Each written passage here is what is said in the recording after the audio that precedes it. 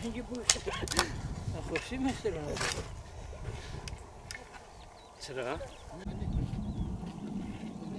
ما کوی نمیشه خلاص میمون امام دو جان ولا ونوس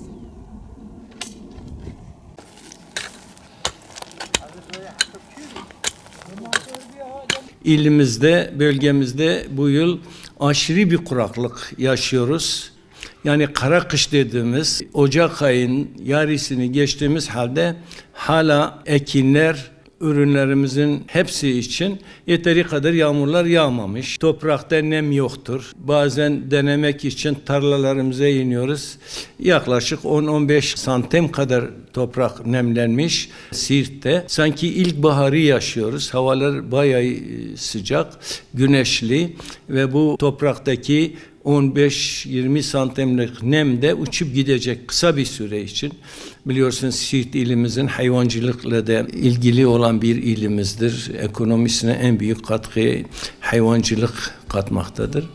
Bunun için çiftçi bu kuraklığı yaşarken başımıza bir dert daha açıldı. Biz tarla farelerinin istilasına uğramışız. Bir hafta önce Kurtalan Garzan Ovası'nda bir çiftçimiz 700 dönümlük ekli alanı farelerin %80-90'ını bitirdikleri için tekrar nadas yaparak sürdü ve diğer tarlalarımızın hepsinin de %50'nin üzerinde fare istilasına uğramışız. Tarım İl Müdürümüzün teknik elemanları gerçekten tarla dolaşarak çiftçilerimize bu konuda bilgiler veriyor, yapılacak tedbirleri öğretiyorlar. Burada da huzurunuzda da Tarım İl Müdürümüz ve personeline teşekkür ediyorum. Ama yeterli mi diyeceksin, yeterli değildir. Maalesef bu sene çiftçilerimiz çok büyük iki tane sıkıntıyı aynı anda yaşıyoruz. Dua edeceğiz.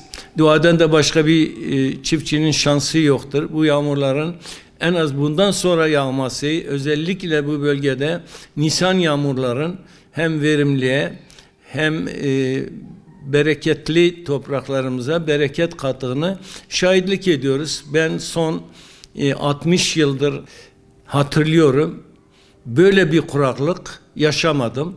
Gerçekten ekolojik bir denge bozukluğu var bu ülkemizde, özellikle bölgemizde.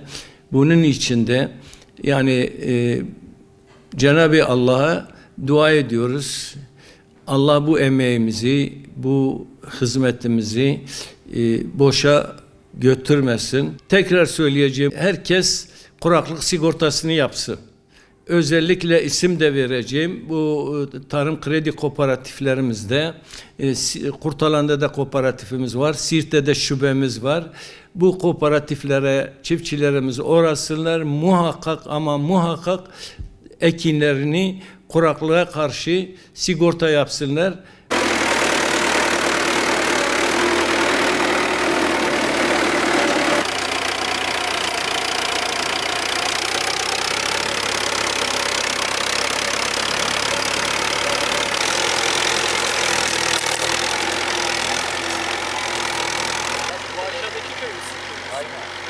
Yolda nerede nasıl görünüyor?